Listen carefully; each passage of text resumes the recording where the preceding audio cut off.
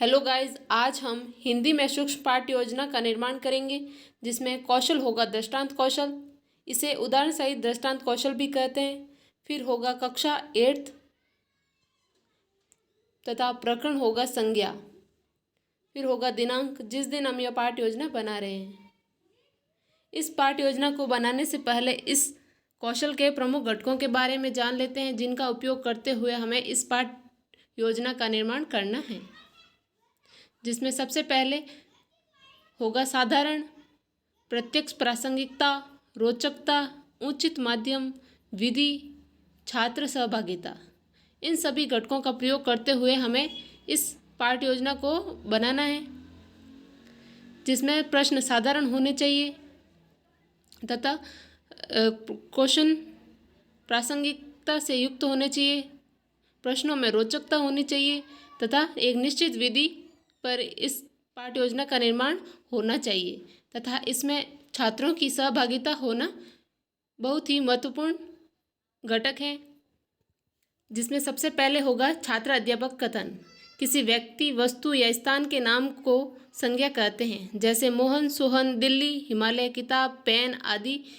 संज्ञा के 5 भेद होते हैं: व्यक्तिवाचक संज्ञा, जातिवाचक संज्ञा, भाववाचक, समूहवाचक तथा द्रव्यवाचक। इसमें निगमन विधि का प्रयोग किया गया है। निगमन विधि के अंतर्गत पहले नियम बताया जाता है तथा उस नियम के आधार पर छात्रों से प्रश्न किए जाते हैं। अब हमारा पहला प्रश्न होगा, संज्ञा किसे कहते हैं? छात्र उत्तर देंगे, किसी व्यक्ति, वस्तु या स्थान के नाम को संज्ञा कहते हैं। फिर होगा हमारा अगला प्रश्न, संज्ञा के कितने भेद होते हैं? छात्र उत्तर देंगे, 5 भेद होते हैं।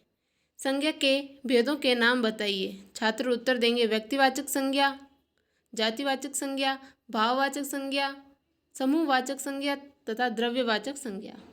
संज्ञा के कोई 2 उदाहरण दीजिए। संज्ञा के उदाहरण मोहन, दिल्ली, किताब, सम्मेलन आदि। फिर होगा हमारा दूसरा अध्यापक कथन।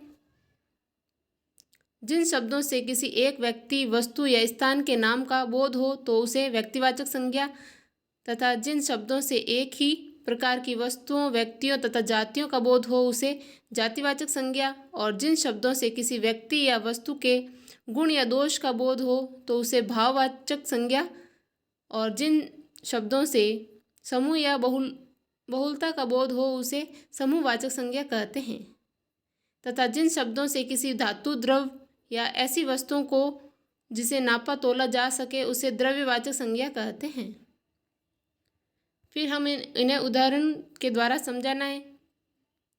इसके उदाहरण होंगे रमेश, सुरेश, दिल्ली, हिमालय, टीवी, पंखा, मनुष्य, गाय, झील, सुख दुख, बुढ़ापा, प्रेम, मिठास, सभा, सम्मेलन, दूध आदि। इस नियम को हमने पहले से ही बता दिया है क्योंकि इसमें हमने निगमन विधि का प्रयोग किया है। यह अध्यापक कथन हमें इस पाठ योजना को प्रस्तुत करते समय याद होना आवश्यक है। फिर हम इसके आधार पर छात्रों से प्रश्न पूछेंगे। व्यक्तिवाचक संज्ञा किसे कहते हैं? तो छात्र उत्तर देंगे, जिन शब्दों से किसी एक व्यक्ति, वस्तु या स्थान के नाम का बोध हो उसे व्यक्तिवाचक संज्ञा कहते हैं। फिर अगला प्रश्न होगा, व्यक्तिवाचक संज्ञा के उदाहरण दीजिए। छात्र उत्तर देंगे, रमेश, सुरेश, दिल्ली, हिमालय आदि। जातिवाचक संज्ञा किसे कहते हैं? जिन शब्दों से एक ही प्रकार की वस्तुओं, व्यक्तियों तथा जातियों का बोध हो उसे जातिवाचक संज्ञा कहते हैं। इसमें बच्चों से प्रश्न पूछकर इसमें छात्र सहभागिता घटक का प्रयोग हो रहा है तथा एक निश्चित विधि भी है। इसमें निगमन विधि का प्रयोग किया गया है तथा प्रश्नों को पूछने में उचित माध्यम होना चाहिए। हम प्रश्न किस भाषा में पूछ रहे हैं यह उसका माध्यम है तथा इसमें रोचकता होनी चाहिए। अलग अलग जगहों के उदाहरण के द्वारा हम इन्हें बच्चों से समझा और पूछ सकते हैं। जातिवाचक संज्ञा के उदाहरण बताइए। छात्र उत्तर देंगे, टीवी, पंखा, मनुष्य, गाय, नदी, झील आदि।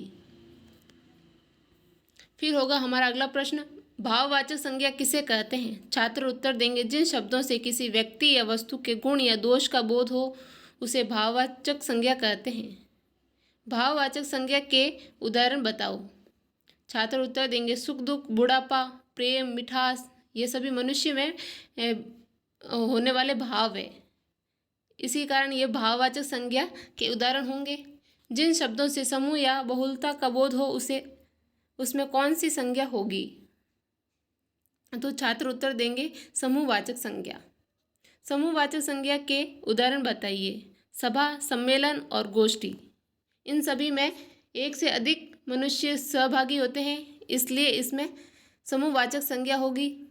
द्रव्यवाचक संज्ञा किसे कहते हैं? जिन शब्दों से किसी धातु, द्रव्य या ऐसी वस्तुओं को जिससे नापा तोला जा सके उसे द्रव्यवाचक संज्ञा कहते हैं।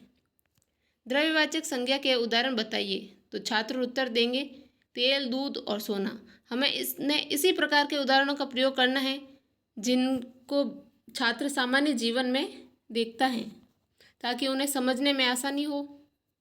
Thanks for watching my video. Please like, share and subscribe my channel and press the bell icon.